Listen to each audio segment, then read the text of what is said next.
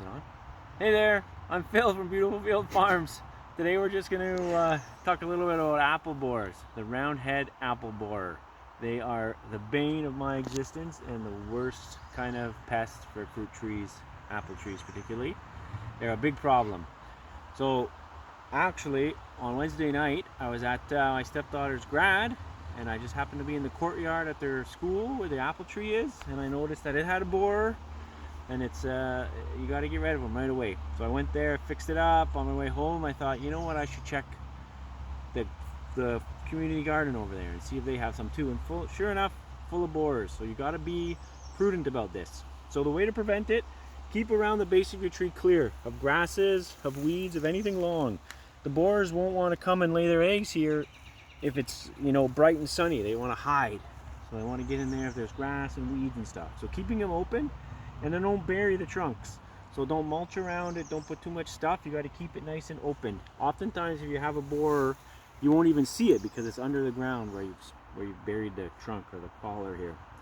So what you're looking for is this. What you see is this little kind of orangey sawdusty stuff that's kind of sticking out of your tree. Sometimes you'll just see a little black wet sunken spot, something like that. That's the borer, that's the frass. So that's the little maggot or the little worm's poopy. Sawdust and poopy out of that hole. So that's where you see. Okay?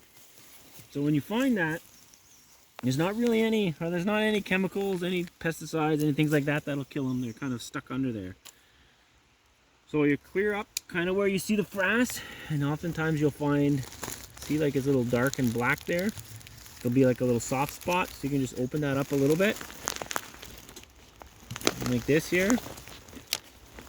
Okay, and then you can see there's kind of a tunnel here. So you get a wire, and what we're going to do is actually try to fish them out this hole here. So we'll see if we can find this tunnel and try to fish them out. So we'll find the direction. There you go. So that's the direction of the tunnel, and you can see it's in there pretty far. Sometimes you'll pull him right out. He looks like a little white kind of maggoty thing with a little round head, hence the name, I guess, round head apple borer, and a little kind of red mouth part. So you push your wire down in the hole and see if you can pull them out. Oftentimes you won't actually find them, but you'll hear kind of a squelchy, squishy noise, and you know you're kind of smushing them in there. And that'll kill them once you smush them up with the wire. So yeah, feed that in there. Sometimes you need a bit of a thicker wire, a more rigid wire. And we'll see if we can get it out. So there's that hole, right? So you can see where that tunnel is. There. You hear that? I don't know if it picks it up on the camera, but that squelchy noise, that's me squishing them. So we know we got them. Now what you want to do is just kind of keep an eye on this and come back once a week or so and spot for any frass. See if you know there's another one in there, or if he's still active in that hole. And if he is, then you just kind of smush him again. And then keep an eye on your trees. So the borer will stay in your tree for about one full year. He'll stay in there for a year till he matures, and then he's like a little beetle, like a little flying hard-shelled beetle guy. Then he'll go to the next tree, and he'll lay more eggs there, and then they'll call in that tree. And then they'll spread around. So you got to get them out here right away. So everybody should be checking the base of their trees, preventing it by keeping them nice and clear.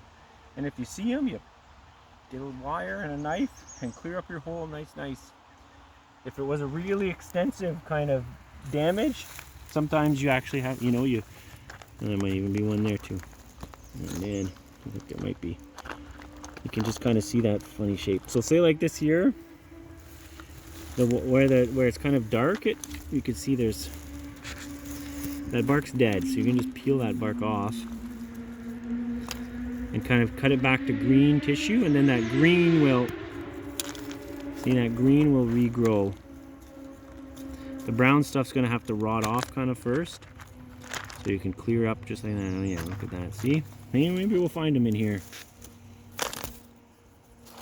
Let's see. Well, it's all part of that same one, eh? See, so we'll peel that whole piece off. See how it's all brown inside? That's not going to grow anyways. We'll clean that up. We'll take all that frass out.